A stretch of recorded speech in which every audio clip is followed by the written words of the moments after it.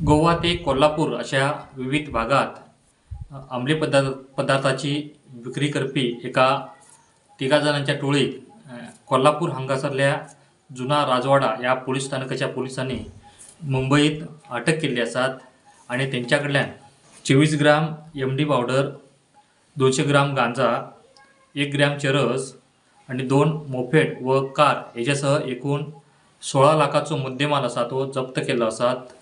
ह्या प्रकरणाची पार्श्वभूमी अशी की फेब्रुवारी 7 कोल्हापूर हांगासर ह्या अंमली पदार्थ तस्करी प्रकरणात एकट्याक अटक केली आणि तेजी चौकशी करीत असताना तिका अटक केली। तो जे अंमली पदार्थ आसा तो विक्री करपा खातीर जी अटक केलेल्या तिघांक आसा त्या तिघांका दिता अशी माहिती पोलिसांका तेणी दिली। पुरवठा खातीर प्रमोद फोंडे।